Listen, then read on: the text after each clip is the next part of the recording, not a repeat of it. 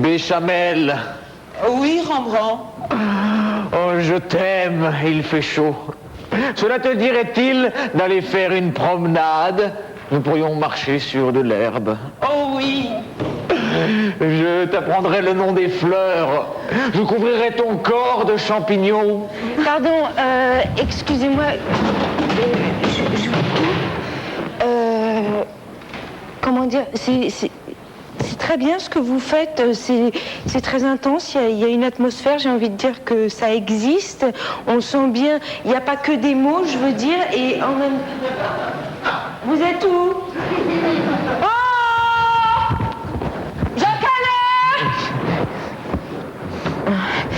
Oui, donc, je disais, c'est une très belle scène. Hein, on sent bien l'amour qu'il y a entre les deux personnages. C'est vrai, c'est plein de sentiments. On sent le désir aussi. Il y a comme une odeur de sperme, j'ai envie de dire. Ça, c'est Chrysotine.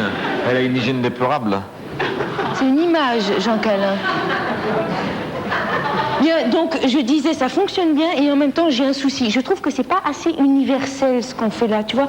Moi, je veux vraiment que cette pièce, elle soit comprise partout et par tous, tu vois. Je veux qu'elle fasse le tour du monde, la pièce. Je veux qu'elle soit comprise dans 2 ans à Oslo, dans 10 ans au Tadjikistan, dans 100 ans... Non, surtout, ce qui serait bien, c'est qu'elle soit comprise dans 5 jours à Paris.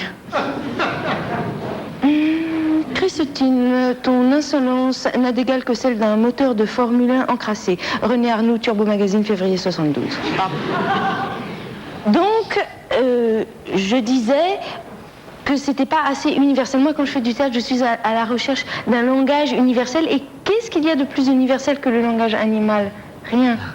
C'est pourquoi ce que je vous propose, c'est que vous allez reprendre et vous ponctuez chaque phrase par un cri d'animal qui vient souligner l'intention de ce que vous voulez dire. Je te donne un exemple, Jean Calin. Par exemple, quand tu dis je t'aime, tu roucoules juste derrière. Le roucoulement, la colombe, l'amour, c'est universel. Hein. Je t'aime, roucou, roucou. Mais t'as pas peur qu'on soit ridicule? Jean Calin, le ridicule, c'est comme le cul. On en a tous un. Moi, avril 99. Bien, on y va.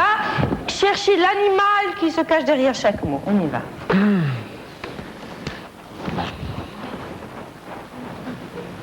Béchamel.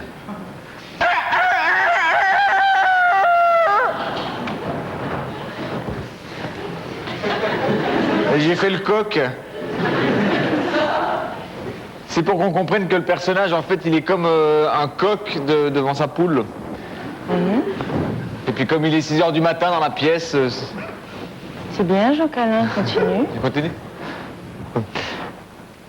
Béchamel. Oui. Rembrandt. Je t'aime. Et il fait chaud. Cela te dirait-il d'aller faire une promenade? Nous pourrions marcher sur de l'herbe. Oh oui. Chrysotine, et alors? J'ai pas entendu ton cri. Et j'ai fait le cri de l'huître. C'est un cri muet. Tu vois, c'était pour souligner la timidité du personnage. C'est une proposition de merde, mais c'est une proposition, alors j'accepte. On enchaîne. Je t'apprendrai le nom des fleurs. Jean Calin, c'est quoi ça? Ça, c'est l'ululement du ragondin des marais. Le ragondin des marais, c'est une sorte de méroum avec des poils.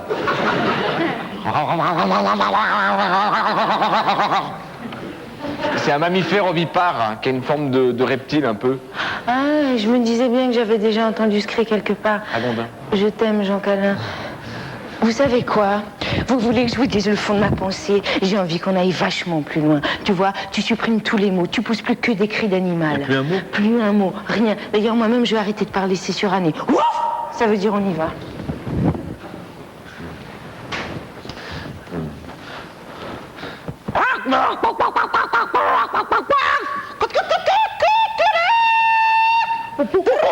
Oh, non, ça c'est téléphone.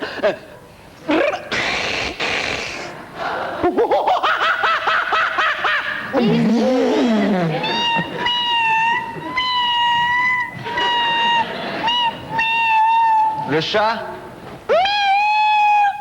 Ça veut dire soyez plus authentique. Ça veut dire on reprend. Aïe. Et ça veut dire quoi alors? Ah, ça veut rien dire. Ah, ça veut dire je me suis fait mal. Putain, je souffre.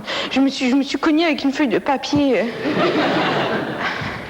Bon, allez, c'est fini pour aujourd'hui. On reprend la répétition demain, alors. Ouais, sauf si je suis hospitalisée. Bon, en tout cas, je suis très contente du travail qu'on a fait aujourd'hui. Vraiment, c'est bien. J'aime beaucoup ce parti pris animalier.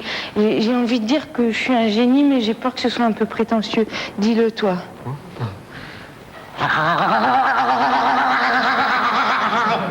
Merci.